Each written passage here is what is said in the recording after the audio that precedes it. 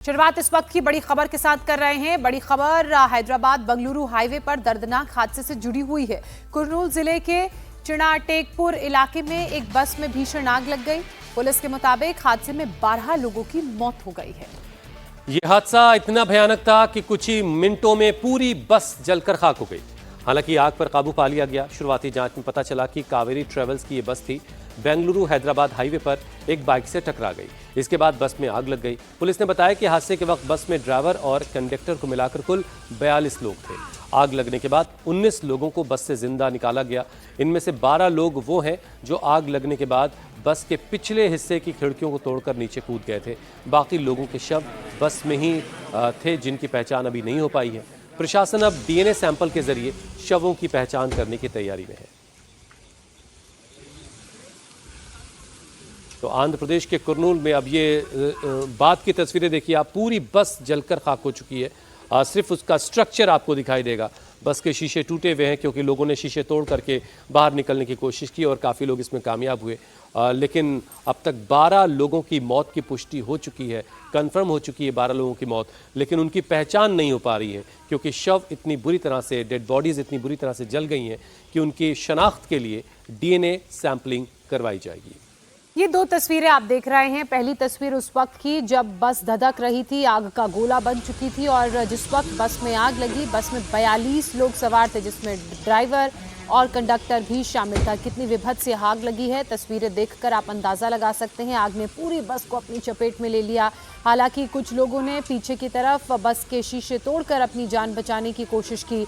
और दूसरी तस्वीर अब आप देख रहे हैं आज सुबह की। ये बस का सिर्फ ढांचा बचा है, पूरी बस जलकर खाक हो गई है। डबल डेकर ये बस थी। बस में नीचे भी सीट्स थी, ऊपर भी यात्री बस में बैठकर अपने गंतव्य की तरफ जा रहे थे। अज्ञात कारणों की वजह से आग लगी। मौके पर पुलिस, फॉरेंसिक की टीम मौजूद है। डीएनए सैंपलिंग के जरिए बस में जिन 12 लोगों की मौत की जलकर खबर सामने आ रही है, उनकी जांच की जाएगी, उनकी शिनाख्त की जाएगी, उनकी पहचान की जाएगी।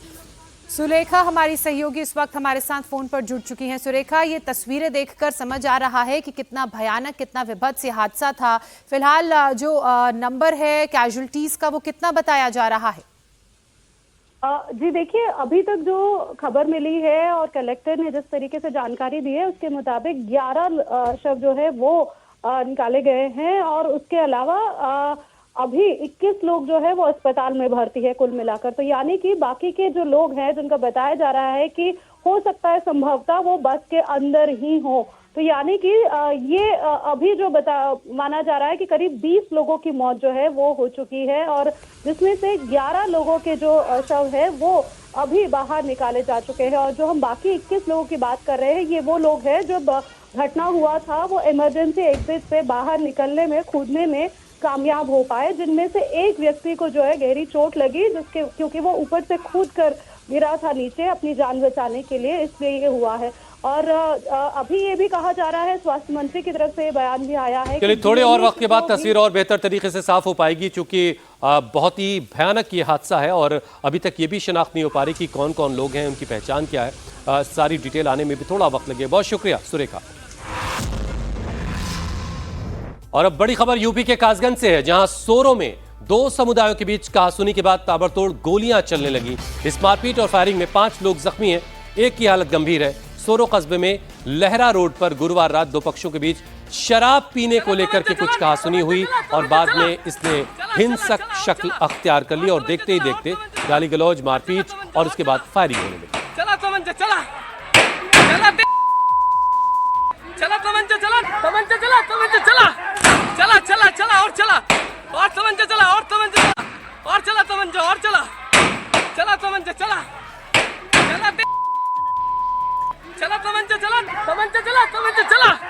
इस वक्त का ये वीडियो है जब कासगंज में सोरो कस्बे में ये फायरिंग हो रही थी। बाजार की ये तस्वीर है और आप कुछ लोगों को कहते हुए भी सुन रहे होंगे। एक व्यक्ति पीछे से कह रहा है और तमंचा चला, यानी कि फायरिंग करने के लिए वो कह रहा है। इस घटना का वीडियो सोशल मीडिया पर तेजी से वायरल हो गया है। मारपीट में आधा दर्जन से ज्यादा लोग घायल हैं। एक युवक की हालत नाजुक भी है। शाम के 7-8 बजे थाना सोरो क्षेत्र के लहरा रोड पर 2 समुदायों के बीच दुकान के सामने गाड़ी को खड़ा करने को लेकर विवाद हो गया, जिसमें एक पक्ष के द्वारा असलहे से फायरिंग करने की घटना भी प्रकाश में आई है, जिसमें समुचित धाराओं पे मुकदमा पंजीकृत कर 3 लोगों को गिरफ्तार किया गया है तथा घटना में इस्तेमाल होने वाले असलहों को भी बरामद कर लिया गया है। अग्रिम विधिक कार्रवाई की जा रही है। बस कुछ घंटे और इसके बाद प्रधानमंत्री नरेंद्र मोदी मिशन बिहार में जुटने वाले हैं। पीएम मोदी आज समस्तीपुर में चुनावी अभियान की शुरुआत करेंगे। पीएम सबसे पहले कर्पूरी ग्राम पहुंचेंगे, जहां सुबह करीब 11 बजे जननायक कर्पूरी ठाकुर को वो श्रद्धांजलि देंगे। इसके बाद जनसभा को भी प्रधानमंत्री नरेंद्र मोदी संबोधित करेंगे। और आज ही बेगूसराय में भी एक जनसभा को संबोधित करेंगे प्रधानमंत्री। पीएम के अलावा आज कई दिग्गज भी चुनाव प्रचार में उतरेंगे। गृहमंत्री अमित शाह सिवान और बक्सर में चुनावी सभा करेंगे। बीजेपी अध्यक्ष भी वैशाली में होंगे। केंद्रीय मंत्री शिवराज सिंह चौहान 2 विधानसभा सीटों पर बीजेपी उम्मीदवारों के लिए जनसभाएं करेंगे। गोपालगंज और दरभंगा में शिवराज सिंह की सभाएं हैं। इसके अलावा मध्य प्रदेश के मुख्यमंत्री मोहन यादव बगहा, सिकटा और सहरसा में चुनावी सभा को संबोधित करेंगे। तो छपरा विधानसभा में यूपी के डिप्टी सीएम केशव प्रसाद मौर्य और रवि किशन होंगे।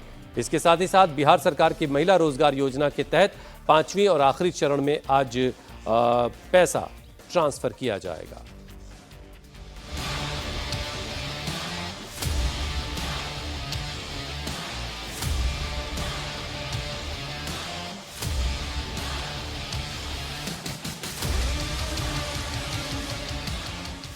बिहार विधानसभा चुनाव के ऐलान के बाद आज पीएम मोदी का पहला बिहार दौरा है। पीएम मोदी के इस दौरे की शुरुआत के लिए जननायक कर्पूरी ठाकुर के पैतृक गांव समस्तीपुर को चुना गया है। पीएम यहां से चुनावी शंखनाद करेंगे और विरोधियों पर जमकर बरसेंगे। आज पीएम मोदी समस्तीपुर के कर्पूरी ग्राम से चुनाव प्रचार अभियान की शुरुआत करेंगे। सबसे पहले सुबह 11 बजे भारत रत्न से सम्मानित जननायक कर्पूरी ठाकुर को पीएम श्रद्धांजलि देंगे। इसके बाद दोपहर 12:15 बजे समस्तीपुर में जनसभा को संबोधित करेंगे और फिर पीएम बेगूसराय के लिए निकलेंगे, जहां दोपहर 2 बजे जनसभा होगी। प्रधानमंत्री नरेंद्र मोदी बिहार विधानसभा चुनाव के चुनावी अभियान का आगाज समस्तीपुर जिले के कर्पूरी ग्राम से करने जा रहे हैं। कर्पूरी ठाकुर जो कि जननायक कहे जाते हैं, उनका ये पैतृक गांव है कर्पूरी ग्राम, जहां पर प्रधानमंत्री पहुंचेंगे और सबसे पहले कर्पूरी ठाकुर की प्रतिमा का माल्यार्पण कर उन्हें श्रद्धांजलि अर्पित करेंगे। प्रधानमंत्री इसके बाद इस झोपड़ी के पास पहुंचेंगे, जिसे कर्पूरी ठाकुर के साधारण जीवन को दर्शाने के लिए यहाँ पर तैयार किया गया है। प्रतीक के रूप में ये झोपड़ी यहाँ पर ये दिखाती है कि किस तरह साधारण जीवन और संघर्ष से जननायक की सोच ने आकार लिया। इसमें ये बताया गया है कि कर्पूरी ठाकुर किस तरह चारपाई पर सोते थे, लालटीन किस जगह पर लगा हुआ था और जो भी घर में इस्तेमाल होने वाला सामान था वो किस तरीके से कर्पूरी ठाकुर की उस झोपड़ी में भी रखा हुआ था, ये दिखाने की कोशिश यहाँ पर प्रतीक के रूप में की गई है। एनडीए मिथिलांचल में अपनी पकड़ और मजबूत करना चाहती है। विकास बनाम जातीय समीकरणों को भी साधने की कोशिश है। ऐसे में पीएम मोदी की इस चुनावी जनसभा में मिथिलांचल की 30 सीटों पर निशाना साधा जाएगा। प्रधानमंत्री नरेंद्र मोदी ने कर्पूरी ठाकुर की इसी धरती को बिहार के चुनावी अभियान की शुरुआत के लिए चुना है। यहीं से वो इसका श्री गणेश करेंगे। संदेश बिल्कुल साफ है, कर्पूरी ठाकुर की विरासत को सलाम भी और राजनीति की दिशा तय करने का प्रयास भी यहीं से किया जा रहा है। 2024 में कर्पूरी ठाकुर को भारत रत्न दिया गया था। सियासी मंच यहाँ पर सजकर तैयार है, मिट्टी वही है। सोशल जस्टिस से लेकर सियासी स्ट्रेटजी का प्रतीक बन चुका है कर्पूरी ग्राम। ये वही इलाका है जहां पर पिछड़ों और अति पिछड़ों के 62% वोट बैंक को केंद्र बिंदु में रखा गया है। बीजेपी यहां से साफ संदेश देना चाहती है कि सामाजिक न्याय और विकास अब एक ही पथ पर आगे चल रहे हैं। महागठबंधन 28 अक्टूबर को जारी चुनावी घोषणा पत्र करेगा। तेजस्वी यादव सभी घटक दलों के नेताओं के साथ इस दौरान मौजूद रहेंगे। हर परिवार को एक सरकारी नौकरी देने का वादा तो वो कर ही चुके हैं। इसके अलावा आरक्षण की सीमा बढ़ाने की भी घोषणा की जाएगी। पत्र में इसका जिक्र होगा, इस पर चर्चा होगी। माई बहन योजना के तहत महिलाओं को हर महीने 2500 रुपए देने का वादा होगा। जीविका दीदियों को 2000 रुपए भत्ता देने का भी वादा इसमें किया जाएगा। सामुदायिक समन्वयकों की सेवा को लेकर भी स्थायी करने का वादा इसमें शामिल किया जाएगा। तो तो 28 अक्टूबर वो तारीख जब महागठबंधन घोषणा पत्र जारी करेगा और उस घोषणा पत्र में क्या क्या प्रदेशवासियों के लिए होगा तोहफे के रूप में जब ये पिटारा खुलेगा वो आपको एक बार बता देते हैं। हर परिवार को सरकारी नौकरी देने का वादा होगा। आरक्षण की सीमा बढ़ाने को लेकर भी घोषणा पत्र में संभवतः मेंशनिंग होगी। बिहार चुनाव के लिए महागठबंधन का सीएम फेस का ऐलान हो चुका है। आरजेडी नेता तेजस्वी यादव बिहार में महागठबंधन का चेहरा होंगे। साथ ही अगर महागठबंधन की सरकार बनी तो उप मुख्यमंत्री मुकेश सहनी होंगे। उप मुख्यमंत्री और भी लोग बनाए जाएंगे जो पिछड़े समुदाय से हो सकते हैं। तेजस्वी के नाम का ऐलान होने के बाद आज से तेजस्वी यादव चुनावी रण में उतरने जा रहे हैं। आज तेजस्वी यादव 4 रैलियों को संबोधित करेंगे। तेजस्वी की पहली रैली सुबह 10 बजे सिमरी बख्तियारपुर विधानसभा में होगी। इसके बाद दूसरी रैली सुबह 11:30 बजे दरभंगा जिले के केवटी विधानसभा में होगी। दोपहर 12:45 बजे मुजफ्फरपुर की पारू विधानसभा में तेजस्वी यादव जनसभा को संबोधित करेंगे। वहीं दोपहर 2:10 पर समस्तीपुर के उजियारपुर में भी तेजस्वी यादव की एक जनसभा होगी। तेजस्वी यादव आज अपनी विधानसभा राघोपुर भी जाएंगे, जहां 3 जगहों पर चुनावी कार्यालयों का उनका उद्घाटन का कार्यक्रम है। यहां तेजस्वी यादव के साथ वीआईपी प्रमुख मुकेश सहनी भी मौजूद रहेंगे। महागठबंधन के सभी साथियों ने हम पर जो है विश्वास जताया है और बिहार की जनता को ये भरोसा दिलाते हैं और हमारे सामने सिर्फ एक ही लक्ष्य है, बिहार को नंबर 1 बनाना। इसके लिए हमारे 14 करोड़ बिहारियों को एक बिहार होकर के सोचना पड़ेगा। हम टूटे फूटे और झूठे वादे नहीं करते हैं और हम कच्ची बात नहीं करते हैं। मैं ज़ुबान का पक्का हूँ और करने का धनी हूँ। जो कहा है वो करूँगा, जो करूँगा वो कहूँगा। तो आप समझ सकते हैं कि तेजस्वी बिहार का सीएम बनेगा तो बिहार के 14 करोड़ बिहारवासी को सीएम यानी चिंता मुक्त बनाएगा। और मैं बिहार की जनता से बस इतना ही कहूँगा कि बिहार की जनता आशीर्वाद दें, ताकत दें, ताकि तेजस्वी जो है बिहार से बेरोजगारी को जड़ से समाप्त करे, घूसखोरी, रिश्वतखोरी, अपराध से मुक्ति दिलाने का काम करे, पलायन, महंगाई से मुक्ति दिलाने का काम करे। मेरा बस यही एक सपना है कि बिहार को नंबर 1 बनाने का। वहीं महागठबंधन के पोस्टर से कांग्रेस नेता राहुल गांधी गायब है। गुरुवार को महागठबंधन की जो प्रेस कॉन्फ्रेंस हुई उसमें राहुल गांधी की फोटो नहीं थी।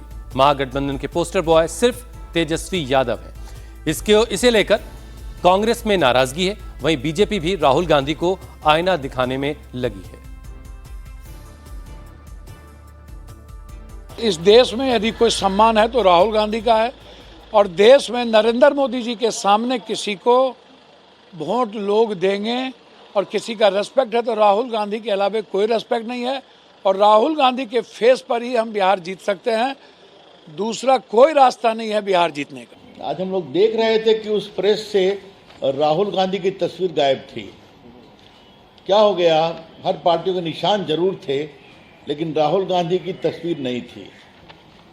अब इसका क्या कहा जाए तो पता नहीं है, लेकिन ये कौन सा गठबंधन है कि 243 सीट है और 255 सीट पर चुनाव लड़ रहा है और गौराबोराम एक सीट है, वहां पर सीएम और होने वाले डिप्टी सीएम दावा करने वाले दोनों लड़ रहे हैं।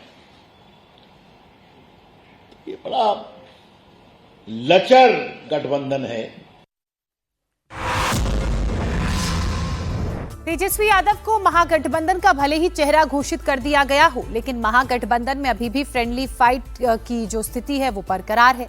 बिहार में 11 विधानसभा सीटें ऐसी हैं जहां महागठबंधन के ही उम्मीदवार आमने सामने हैं। ये सीट है कहलगांव, गौराबोराम, बिहार शरीफ, राजपाकर, वैशाली, नरकटियागंज, चैनपुर, बेलदौर, करगहर, सिकंदरा और सुल्तानगंज। हालांकि वारिसलीगंज, प्राणपुर, लालगंज और बाबूबरही में कांग्रेस और वीआईपी के उम्मीदवारों के नाम वापस लेकर महागठबंधन को राहत दे दी है। बिहार शरीफ सीट पर लिफ्ट के सामने कांग्रेस का उम्मीदवार है। दोनों अभी फिलहाल अड़े हुए हैं। हमको भारतीय कम्युनिस्ट पार्टी के और महागठबंधन के समर्थित उम्मीदवार हैं। हमको समर्थन में महागठबंधन रहेंगे, राष्ट्रीय जनता दल रहेंगे, कांग्रेस को छोड़ करके। हम बिहार शरीफ में संघर्ष करने वाले लोग हैं। हम चुनाव लड़ेंगे और कांग्रेस पार्टी का बगैर झंडा, हमारे दल में कोई झंडा नहीं रहेगा। उनके वरिष्ठ लीडरों का या किसी भी लीडर का फोटो नहीं रहेगा। और हमने जो अभी बनवाया है, हमारा जो प्रचार रथ बना, प्रचार का जो सामग्री छपी, उसमें कांग्रेस पार्टी का किन्हीं का नाम नहीं है और न फोटो है। बिहार विधानसभा चुनाव में महागठबंधन ने तेजस्वी यादव को मुख्यमंत्री पद का उम्मीदवार बना दिया है। इसके साथ ही विकासशील इंसान पार्टी के अध्यक्ष मुकेश सहनी को उप मुख्यमंत्री का चेहरा घोषित किया गया। इस फैसले के बाद बिहार में एक नई बहस छिड़ गई और विपक्षी दलों ने महागठबंधन के फैसले को आड़े हाथों लिया। एआईएमआईएम ने बिहार की सत्ता में मुसलमानों को उचित भागीदारी न देने पर महागठबंधन पर तीखा प्रहार किया। इसको लेकर उत्तर प्रदेश एआईएमआईएम प्रमुख शौकत अली ने सोशल मीडिया पर तेजस्वी यादव और मुकेश सहनी का एआई फोटो पोस्ट करके तंज कसा। शौकत अली ने अपनी पोस्ट में लिखा, 2% वाला उप मुख्यमंत्री, 13% वाला मुख्यमंत्री, 18% वाली दरी बिछावन मंत्री। उन्होंने आगे लिखा, इसलिए जब हम कुछ कहेंगे तो बोलेंगे अब्दुल तू चुप बैठ वरना बीजेपी आ जाएगी।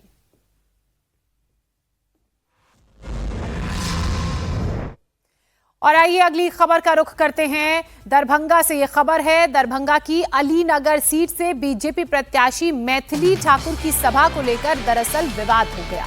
सभा के दौरान उत्तर प्रदेश के बांसडीह की बीजेपी एमएलए केतकी सिंह ने विवादित बयान दिया।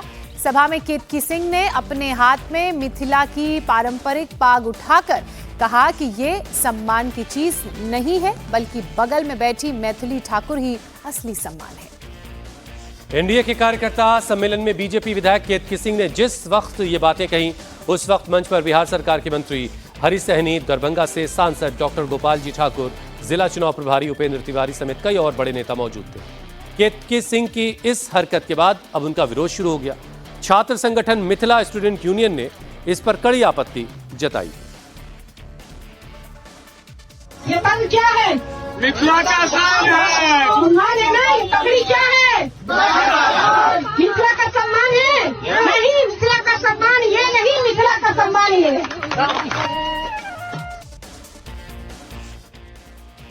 हालांकि विवाद बढ़ने के बाद केतकी सिंह ने अपने बयान पर सफाई देते हुए कहा कि पाग सिर्फ मेरे लिए नहीं बल्कि पूरे विश्व में किसी भी भारतवंशी के लिए सम्मान का प्रतीक है। मैंने इसका अपमान नहीं किया। वहीं बीजेपी उम्मीदवार मैथिली ठाकुर का भी एक वीडियो फिर सामने आया, जिसमें मैथिली ठाकुर पाग में मखाना रखकर खाती हुई दिखाई दे रही हैं।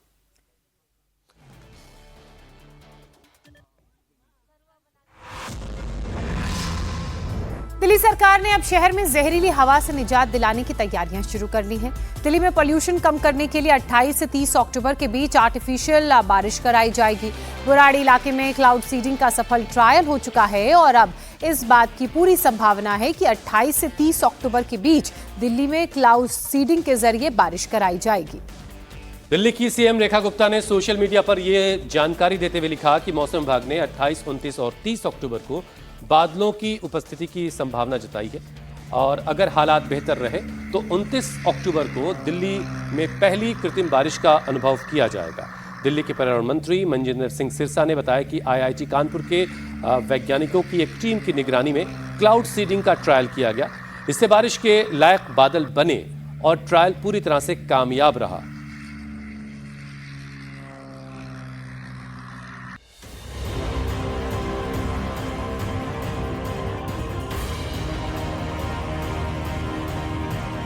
क्लाउड सीडिंग मौसम विभाग की जानकारी के मुताबिक 29 तारीख के आसपास हो सकती है। अब हम पूरी तरह से तैयार हैं।